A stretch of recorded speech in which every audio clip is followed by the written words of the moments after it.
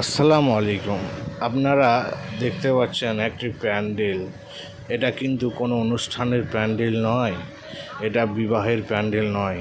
এই প্যান্ডেলে রাখা হবে লাশগুলো।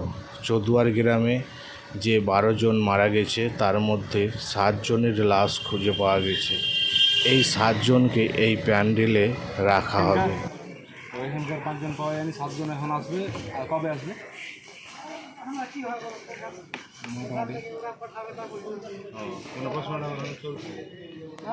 এই রকম দুর্ঘটনা আমরা কখনো শুনিনি। পাশাপাশি কয়েকটা বাড়ি পরপর 12 জন মারা গেছে।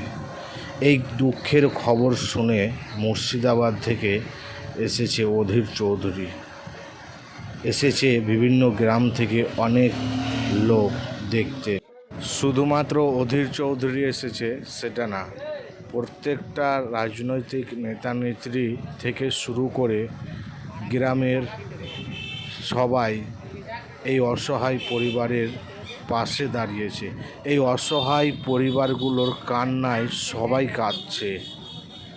অধীর চৌধুরী প্রত্যেকটা বাড়িতে গিয়ে গিয়ে তাদের দুঃখের কথাগুলো শুনল।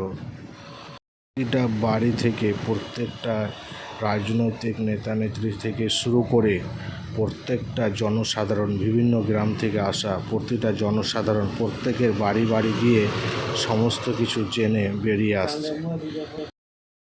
12 জন পরিবারের দুঃখের কথা অধীর চৌধুরী অপর মহলে জানায় ফোনের মাধ্যমে, সেটাও সকল সাংবাদিক দাদা ভাইরা ক্যামেরা বন্দি করলো।